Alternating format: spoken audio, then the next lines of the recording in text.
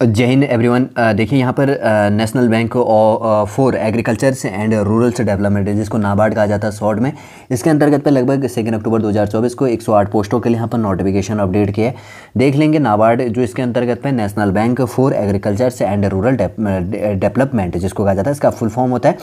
तो यहाँ पर क्या है कि 2 अक्टूबर 2024 से यहाँ पर नोटिफिकेशन अपडेट की है। आप देख रहे होंगे स्क्रीन के अंतर्गत पे बिटवीन, जैसे कि यहाँ पर लिखा है, क्या लिखा है, बिटवीन 2 अक्टूबर से लेकर 2024 से लेकर 21 अक्टूबर 2024 तक आप फॉर्म फिल कर सकते हैं यदि आप इसके लिए एलिजिबल हैं। पूरा देख लेंगे इसके अंतर्गत पर। आपके फॉर्म फिल करने के लिए जो इंपॉर्टेंट की पॉइंट है यहाँ पर निकल के आएंगी।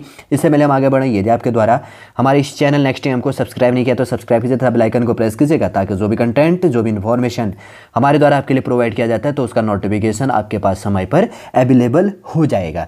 ठीक है, ये चीज़ ध्यान रखिएगा। देखिए नाबार्ड बैंक के अंतर्गत पे 108 पोस्ट हैं, जिसमें आपके ऑफिशियल वेबसाइट की बात करेंगे तो यहाँ पर प्रोवाइड किया गया है, ये ब्लू कलर के अंतर्गत पे दिखिएगा, www.nabard.org.in पे जाकर आपको ऑनलाइन अप्लाई करनी है। यहाँ पर अब इंपॉर्टेंट डेट की बात करेंगे तो मैंने पहले प्रोवाइड कर दिया था, वैसे एक चीज़ ये भी देख लो यहाँ पर और वापस, जैसे online application, registration and payment of online fees and intimation से चार्ज इंक्लूड किया गया है 2 अक्टूबर 2024 से लेकर 21 अक्टूबर 2024 तक, और ऑनलाइन आपका एग्जाम हो जाएगा 21 नवंबर 2024 को इसका एग्जाम होगा। बैंक के जो एग्जाम होते हैं ना, फिक्स डेट को होते हैं, ये चीज़ आपको ध्यान में रखना है। 21 नवंबर 2024 को आपका एग्जाम हो जाएगा। आप 2 अक्टूबर से लेकर 21 अक्टूबर तक फॉर्म फिल कर सकते हैं ऑनलाइन मोड पर ऑफिशियल वेबसाइट पे जाकर। देखिए जो वैकेंसी यहाँ पर बटी हुई है, अब यहाँ पर देख लेते हैं। सबसे पहले है आंध्र प्रदेश के अंतर्गत पे, सबसे पहले नंबर का आप देख लीजिएगा। यहाँ पे आंध्र प्रदेश में अनरिजर्व में 2 सीटें, टोटल 2 पोस्ट हैं। सेकंड है अरुणाचल प्रदेश में अनरिजर्व में 1 सीट है। बिहार में 2 सीटें टोटल और 1 सीट यहाँ पर ओबीसी कैटेगरी में है। और उसके बाद में आगे क्या दिया गया, छत्तीसगढ़ के अंतर्गत पर अनरिजर्व में 1 सीट है और शेड्यूल कास्ट के अंतर्गत पे 1 सीट है, टोटल 2 सीटें आप देख लीजिएगा। इसमें 5 नंबर में गोवा में टोटल 2 सीटें और गुजरात के अंतर्गत पे 3 सीटें और हरियाणा के अंतर्गत पे 3 सीटें। 8 नंबर है हिमाचल प्रदेश के अंतर्गत पर 2 सीटें। 9 नंबर है जम्मू एंड कश्मीर में 2 सीट।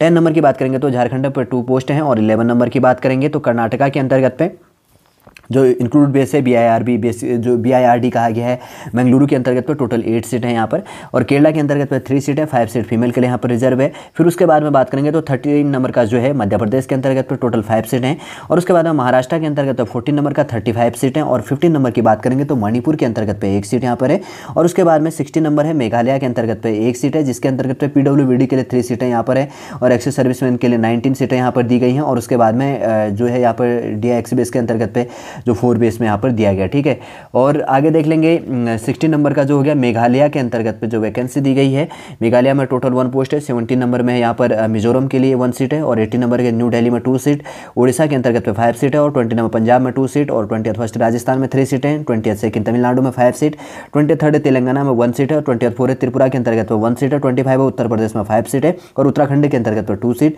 वेस्ट बंगाल के अंतर्गत पर टोटल 4 सीटें हैं, जिसमें से देख लिया होगा टोटल 108 पोस्ट हैं, जिनमें से अगर बात करेंगे यहाँ पर अनरिजर्व कैटेगरी के अंतर्गत पे 54 है। आपका जो भी कैटेगरी है वो चीज़ यहाँ पर देख लीजिएगा। एटसेट्रा बेस के अंतर्गत पे 3 और 19 और 4 सीटें यहाँ पर रिजर्व हो जाता है। टोटल यहाँ पर जो दिया है PWD और एक्स सर्विसमैन के लिए, और DIS एक्स सर्विसमैन जो भी यहाँ पर इंक्लूड हो जाता है, एक्स सर्विसमैन जो भी यहाँ पर इंक्लूड होगा। Unreserved schedule caste, schedule tribe, OBC और EWS, और टोटल यहाँ पर कैटेगरी इंक्लूड किया गया। टोटल वैकेंसी यहाँ पर बटी हुई है। शॉर्ट में मैंने प्रोवाइड कर दिया है, समझ में आ गया होगा आपको। और देखिए उसके बाद की बात करेंगे तो इंक्लूड है जो बैकलॉग वैकेंसी यहाँ पर है, डिटेल यूज किया गया है एज अंडर्स की बात कही गई है। महाराष्ट्र के अंतर्गत पर शेड्यूल कास्ट और OBC के लिए वैकेंसी की बात करेंगे तो शेड्यूल ट्राइब के लिए यहाँ पर 8 सीट है, और OBC के लिए 2 सीट है, और ओडिशा के लिए शेड्यूल ट्राइब बेस में 1 सीट, और यूपी बेस में OBC बेस के अंतर्गत पे 1 सीट यहाँ पर वैकेंसी है। ठीक है, इंक्लूड किया गया यहाँ पर बैकलॉग जो वैकेंसी अपडेट है।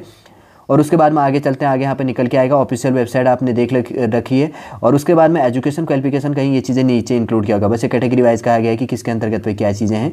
और उसके बाद की बात करेंगे तो जो PW कैटेगरी या क्या चीज़ें होनी है, किसके लिए जो विजन ये विषय हैं उनके लिए बेसिक सा इन्फॉर्मेशन अपडेट किया है, उतना देखने की जरूरत नहीं है। अगर आप इस कैटेगरी के अंतर्गत पे इंक्लूड हैं तो आप थोड़ा सा डीपली देख सकते हैं। ठीक है, ये चीज़ ध्यान नहीं रखना। एलिजिबिलिटी जो क्राइटेरिया की बात करेंगे तो एजुकेशन क्वालिफिकेशन यहाँ पर काफ़ी इंपॉर्टेंट हो जाता है, जो इसके अंतर्गत पे है।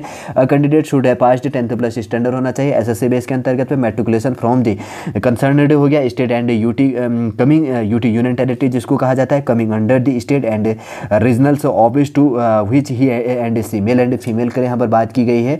Is applying such qualifications should be from recognised boards के अंतर्गत पे। ठीक है, ध्यान रखना क्या कहा गया, अ कैंडिडेट शुड है पास्ड 10th प्लस, 10th पास मांगा गया, 10th स्टैंडर्ड होना चाहिए एसएससी बेस में या मैट्रिकुलेशन स्टाफ सिलेक्शन बेस या जो भी चीज़ें हैं फ्रॉम कंसर्नड जो स्टेट है, कंसर्न स्टेट और मतलब वैलिड जो है स्टेट और UT union territory coming under the state और रीजनल ऑफिस जो है, और उसके साथ में दी विच ही एंड सी है क्योंकि मेल और फीमेल दोनों इसके लिए एलिजिबल है। Is applying such qualifications should be from recognised board के अंतर्गत पे। ठीक, और उसके बाद में यहाँ पर बात करेंगे तो यहाँ पर कैटेगरी वाइज जो एज लिमिट में छूट दी जानी है यहाँ पर बात कही गई है। मिनिमम एज लिमिट 18 और मैक्सिमम 42 नहीं यहाँ पर 30 है एज लिमिट।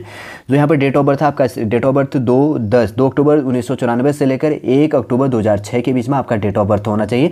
आपका डेट ऑफ बर्थ काउंट किया जाएगा 1/10/2024 में। 1 अक्टूबर 2024 के बेस में मिनिमम 18 साल और मैक्सिमम 30 साल होनी चाहिए। देखिए एज रिलैक्सेशन जिसको दिया जाता है शेड्यूल कास्ट और शेड्यूल ट्राइब के लिए 5 ईयर से है अप टू एज लिमिट 35 होनी चाहिए। और उसके बाद की बात करेंगे तो यहाँ पर अदर बैकवर्ड क्लास के लिए ओबीसी के लिए 3 ईयर्स का है यहाँ पर 30 और उसके बाद PWBD persons with benchmark disability के लिए यहाँ पर जनरल के लिए 10 साल के लिए, ओबीसी के लिए 13 साल और उसके बाद में शेड्यूल कास्ट शेड्यूल टाइप के लिए 15 ईयर्स का दिया जाएगा। एक्स सर्विसमैन के लिए यहाँ पर 3 ईयर्स बेस है यहाँ पर 15 जो मैक्सिमम एज लिमिट है 50 ईयर्स का यहाँ पर है। फिर उसके बाद में 5 नंबर का पॉइंट है विडोज हो गया, डाइवोर्स्ड वुमेन है, तलाकशुदा या विधवा जो चीज़ें हैं, women judicially separated who are not remarried और जो जुडिशियली रूप से सेपरेटेड रह रही है उसने वापस शादी नहीं की है, जो विधवा है तलाकशुदा है तो उसके लिए बाय 10 ईयर्स अब यहाँ पर लिया जाएगा बाय 10 ईयर्स जैसे कि यहाँ पर कहा गया, ये चीज़ ध्यान रखना आप।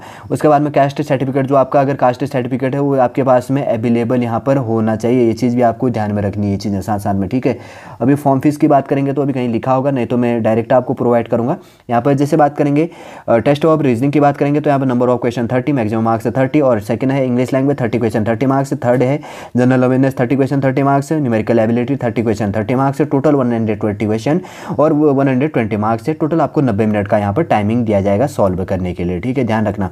और फॉर्म फीस की बात करेंगे तो कहीं लिखा है तो ठीक है, नहीं तो मैं आगे प्रोवाइड करूँगा, यहाँ पर लिखा है। ठीक है, ये देखिए 4 schedule caste schedule type PWD ex serviceman के लिए 50 रुपये 50 रुपये यहाँ पर फॉर्म फीस है। ऑल अदर्स के लिए अप्लाइंग फीस 450 रुपये और इंटीमेशन से चार्ज 50 है, टोटल 500 रुपये है। शेड्यूल कास्ट शेड्यूल ट्राइब और पीडब्ल्यूडी और एक्स सर्विसमैन के लिए यहाँ पर क्या है फिजिकल विद बेंचमार्क डिसेबिलिटी और एक्स सर्विसमैन के लिए यहाँ पर क्या है केवल इंटीमेशन से चार्ज 50 रुपये 50 रुपये पे करना है और अदर कैटेगरी जो भी इंक्लूड हो जाता है।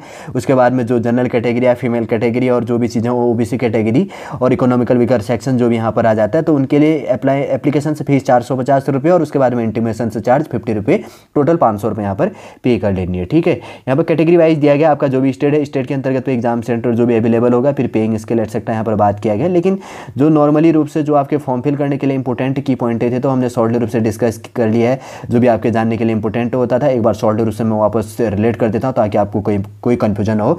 देखिए नाबार्ड के अंतर्गत पे जिसका फुल फॉर्म होता है national bank for agriculture and rural department के अंतर्गत पे लगभग 108 पोस्टों के लिए जो यहाँ पर वैकेंसी बढ़ी थी। इंपॉर्टेंट डेट देख लिया, इंपॉर्टेंट वैकेंसी देख लिया, ऑफिशियल वेबसाइट देख ली, एजुकेशन क्वालिफिकेशन देख लिया, कब से कब आप अप्लाई कर सकते हैं, इसका फॉर्म फीस क्या होगा, कौन इसके लिए एलिजिबल होगा, जो और इसका थोड़ा सा शॉर्ट सिलेबस कैसे एग्जाम होगा, किस कैटेगरी के अंतर्गत पे कितनी वैकेंसी बटी हुई है, शॉर्ट रूप से पूरा इन्फॉर्मेशन इस वीडियो के अंतर्गत पर आपके लिए रिलेट कर दिया है। उम्मीद करूँगा दोस्तों शॉर्ट पूरा इन्फॉर्मेशन आपको समझ में आ गया होगा। यदि आज का वीडियो आपको अच्छा लगे तो लाइक कीजिएगा, कमेंट कीजिए और हमारे इस चैनल नेक्स्ट टाइम को सब्सक्राइब कीजिए। वापस हम नेक्स्ट क्लास के अंतर्गत पर आपसे मिलेंगे। जय हिंद, जय भारत।